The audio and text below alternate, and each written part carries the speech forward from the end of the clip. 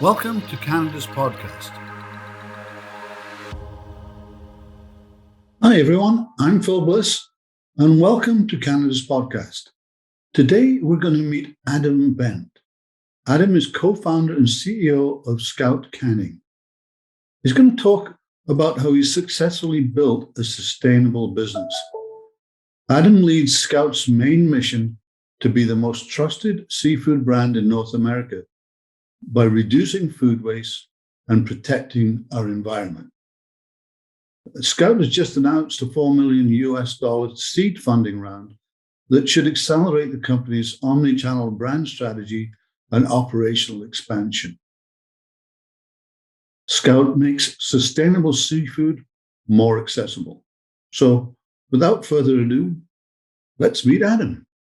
Adam, welcome to Canada's podcast. It's great to meet you. Why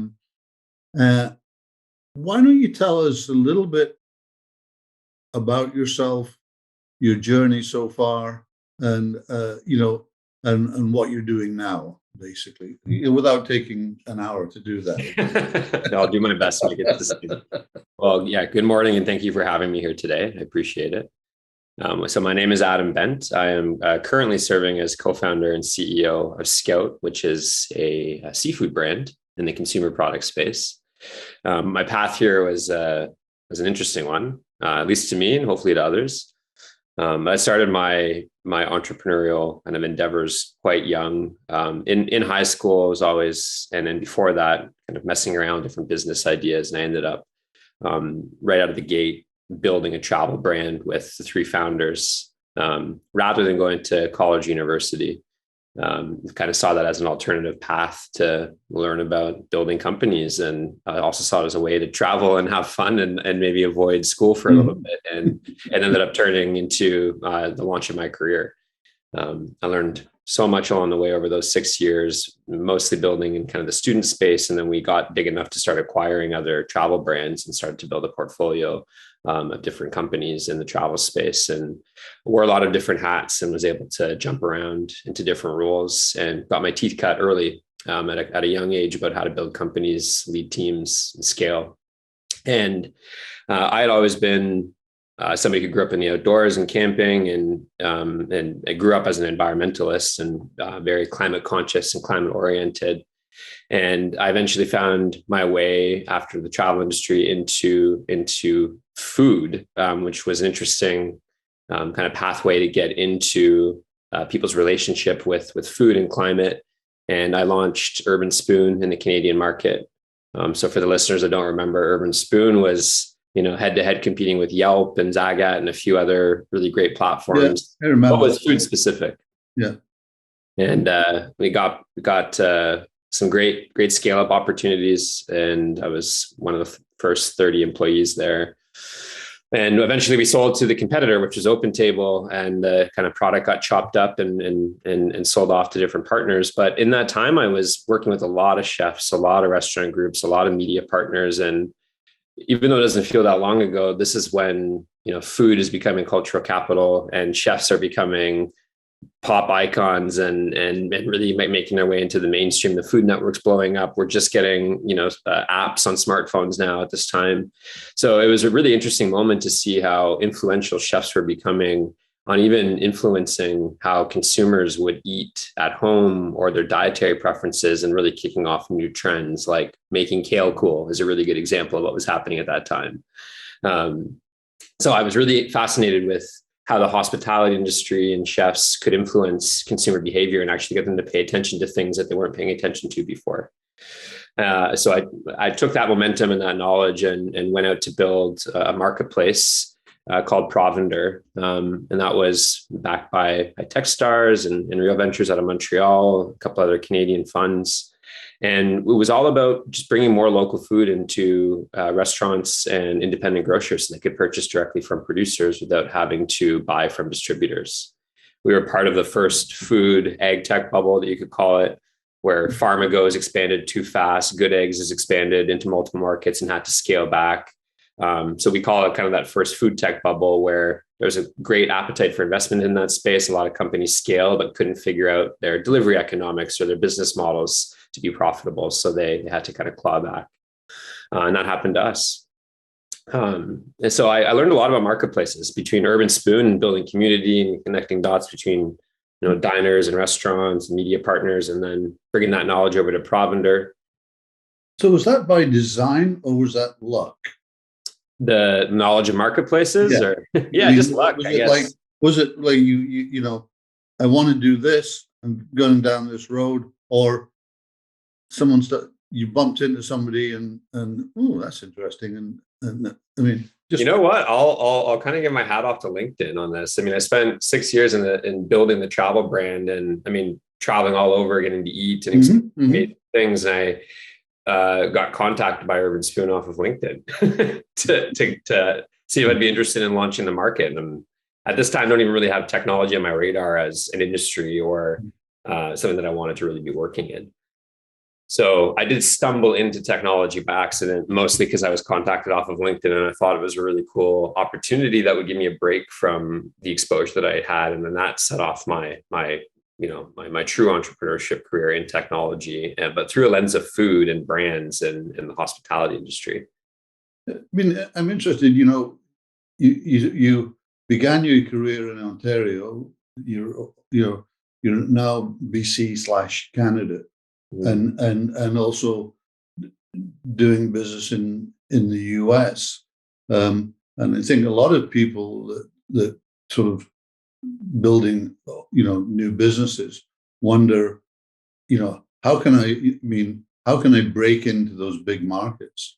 Is there any insights that you can give into that? I mean, we're only, 15% of the US market. So, in general size. So, any kind of advice you can give in terms of getting into the US and more importantly, being successful in the US?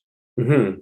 Well, I think that it always starts with your relationships. And I wouldn't be here without the mentors, advisors, supporters that I've had along the way, and really, have to underpin the value of those relationships as you move through whatever you're working on, whether it's at a founder level or employee or team member level.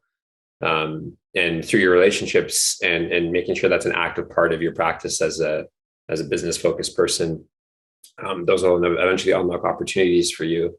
And I think your risk appetite, right? So cultivating those relationships and constantly being in touch with people working on different projects and companies, and being interested in what other people are doing and learning from them will naturally open up those doors.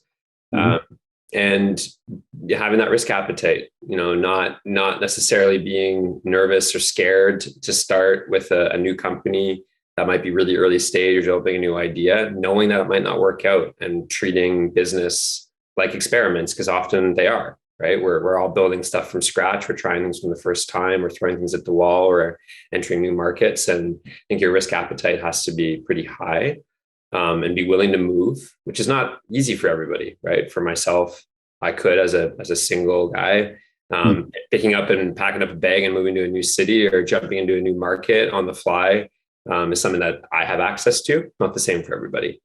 So of course, there's the virtual pathways to do that now. But I think, your relationships and the willingness to kind of move around and take those leaps of faith and trying out new things in businesses.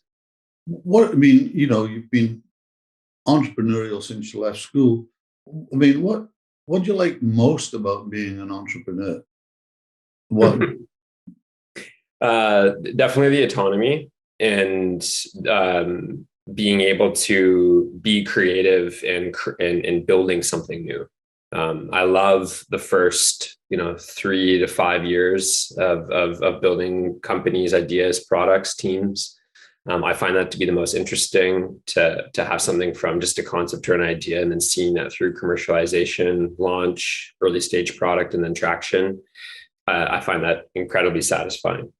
And that's what keeps me around. I don't know if I'll ever be the type of, founder or CEO that will want to be at the helm of a company for 15, 20 years. I'm not sure that's where my skill set is, but I also don't know that yet. But I really, really enjoy those first 3 to 5 years, and a part of the company or the product's life cycle. I can understand.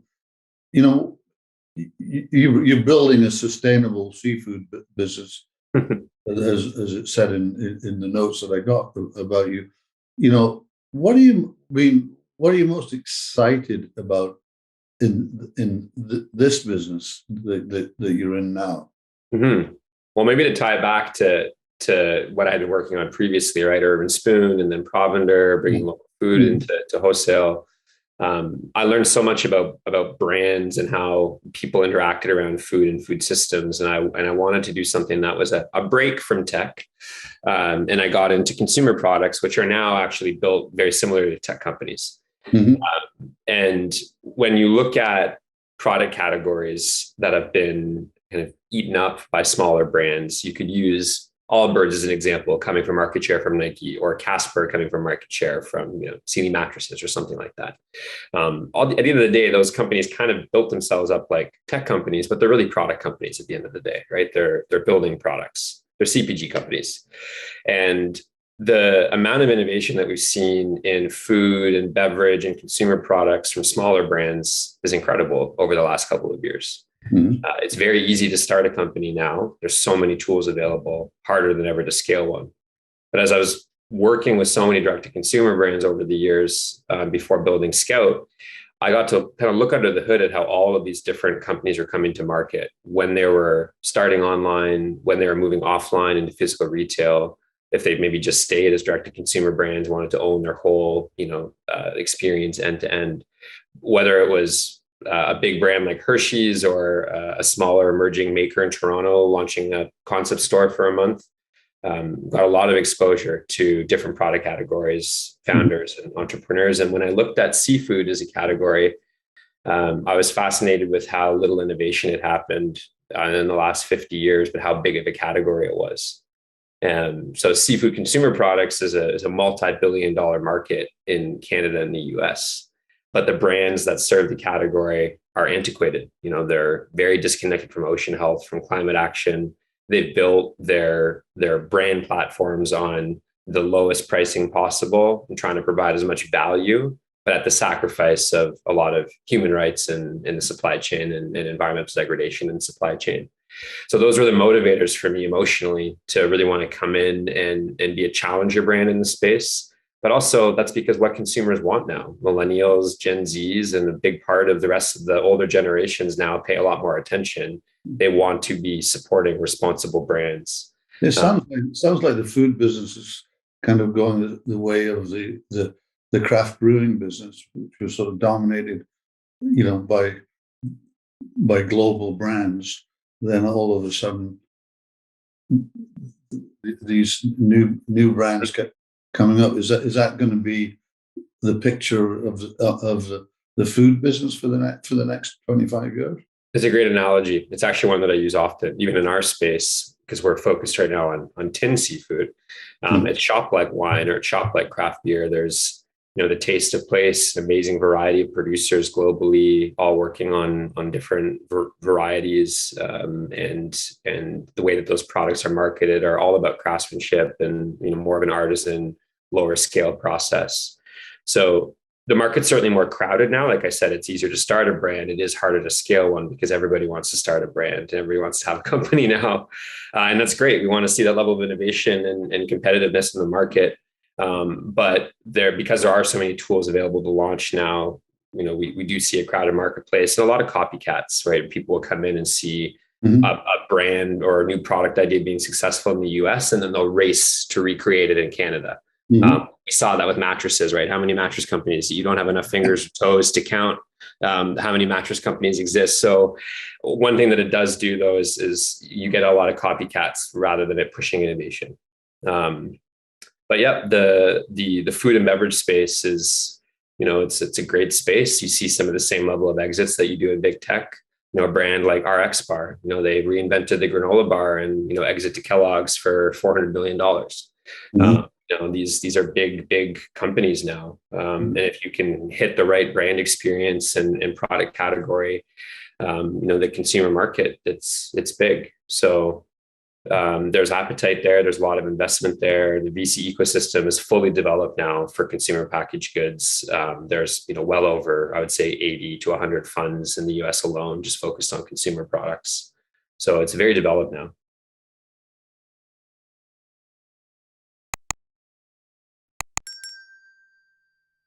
You've obviously overcome a lot of challenges. You've built a few businesses, or helped build a few businesses. We never build it on our own.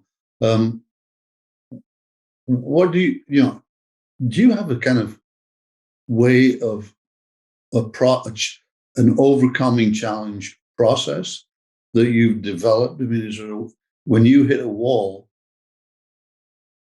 how do you get around it? How do you get over it? How do you get through it? Like everything, experience. I've been firefighting and dealing with scale up issues and emergencies and challenges right out of the gate from 17, and you just learn a lot about resilience and trying to stay calm, think about optionality. Don't let that fear, the anxiety, the stress kind of overcome your ability to make decisions, and still operating in a space where it's okay to fail. I think we all play such, of course we don't want to fail. We all want to be successful, but you're operating from a place of understanding your business is still an experiment. You're doing the best you can. You're trying to make the right decisions all the time, but this isn't a guaranteed outcome. Then you can go a little bit easier on yourself. And I think that perspective shift for me has really helped me over time. Of course, you're responsible to your team members, your shareholders, your partners, your suppliers. There's a lot there. So it's easier said than done. But ultimately, operating from the space that you're doing the best that you can to make this business successful, and ultimately, if it were easy, everybody else would do it. And communication, communication and empathy are two of my big levers when it comes to leadership. I like to listen. I like to really chat things out. Maybe I like to have too many meetings sometimes about things, but I really appreciate over communicating, especially in the early days. Until things are a bit more structured, and being empathetic, making sure that team members' opinions, voices are heard, and their contributions acknowledged. Because like you just said, these companies are not built alone, and your team members are everything. And without them, you're not going to have a company. So they're your biggest asset and the biggest priority.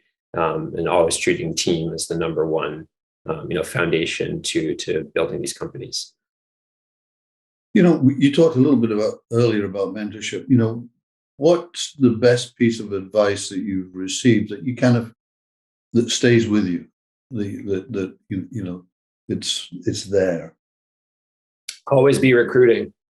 I hate the whole always be closing thing because I think that's a little tacky now and outdated, but at C100 in San Francisco years ago, I forget who the CEO, she was awesome. And she was just talking about, again, like relationships, and just always be recruiting. You are constantly going to be needing to grow your team and scale. And the more people that you're meeting, the more relationships you're developing, you want to be attracting people constantly to you and your company, whether it's the right time to be hiring them or not.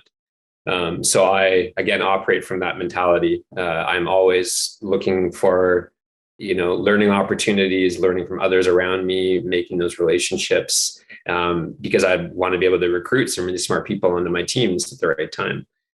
So always having that mentality at any event, networking opportunity, online, meeting friends at dinner, that kind of thing.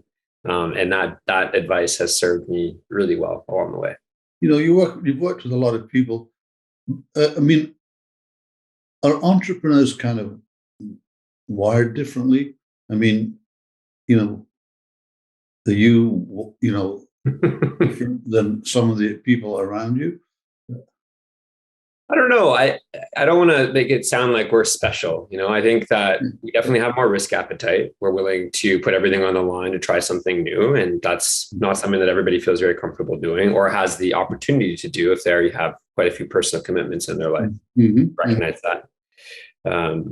And yeah, I think I often think about us as creatives too. I'm not sure if entrepreneurship is maybe perceived that way from a lot of people, but I have friends that are designers. Some of them make video games, and some of them are artists and musicians. And my brain kind of operates that way too. I think of business as something I very think it's creative. an important element for sure. Yeah, we're trying things new, we're experimenting, we're working with others, we're communicating, and I find it to be a very, very creative process. So I sometimes identify more with creatives than I would with an analyst that can sift through business, worksheets or Excel files for 3 hours telling me where my financial performance is at.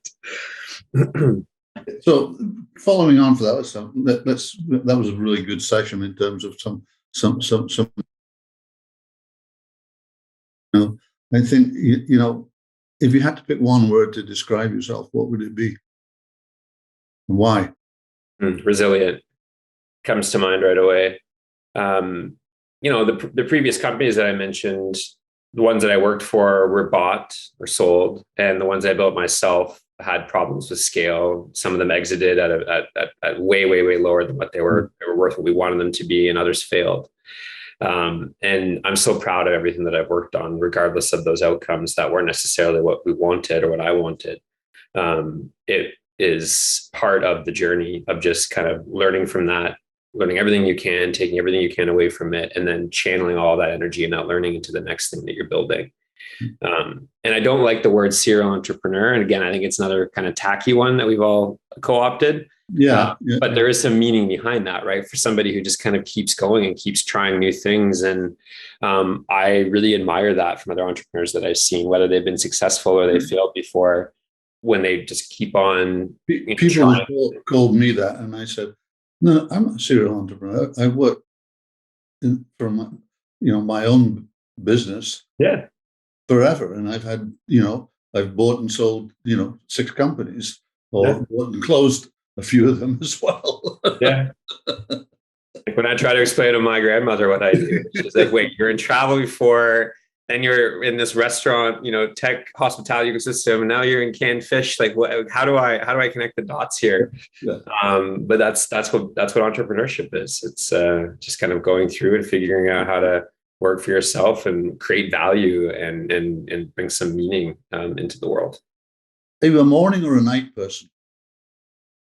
I'm a night person, but I'm becoming more of a morning person. I'm in this strange shift now in my life where I love waking up early and I'm going to bed a lot earlier. But man, a couple of years ago, like I'm definitely up till 12, 1, and then maybe up at like 8:30 before I absolutely have to be up. But it's shifting. I mean, a thing with age, I guess. Well, I'm a bit older than you, but I've always been somewhere between 5 and 6 o'clock in the morning guy. That's just... Well, you got me up at 7 a.m. this morning for this, so there's. I know. What book are you reading? Podcast you're listening to? That kind of thing at the moment. Yeah, so I'm very, like I said, climate conscious, and I do a lot of reading around climate action and climate change. Right now I'm reading a book called All We Can Save, which is by Dr. Angelina Elizabeth. Oh, I'm going to butcher her last name, but it's a fantastic book. It's a collection of different essays and thought leadership pieces all around the capabilities that we have to actually save the planet and the climate emergency that we're in right now. And I like to balance out a little bit of the real world stuff with a bit more of the fantastical. But even in the fantastical things that I read, it's actually still climate fiction. So it's a genre where it talks about more of a sci-fi post-apocalyptic world after the climate disaster has wiped out a lot of humanity, and there's tons of books in that genre, and I find it fascinating to read those, and then also read some of my real-world books around climate change. But I find it very motivating. It's something that really gets me up every morning, and part of what we're really trying to do with our brand. So what advice would you give an entrepreneur or someone that's taking that first step into entrepreneurship, that's starting a business? What advice would you give them? A balanced approach to having that spirit of continuous learning and trying to absorb as much information, And also having enough conviction in your own idea of when to maybe be more stubborn and to push back on those who might know more than you if you have a lot of conviction for what you're doing. I think early on when you're getting started, there's a lot of people who are going to want to help. There's a lot of opinions and a lot of hands in the cookie jar. And you need that. You need that network, those people to push you and to learn and to grow and to learn from their own mistakes or achievements. But you still have to balance that out with your own conviction of what you're working on, because you need to humbly know more about your product and your idea and be able to defend it.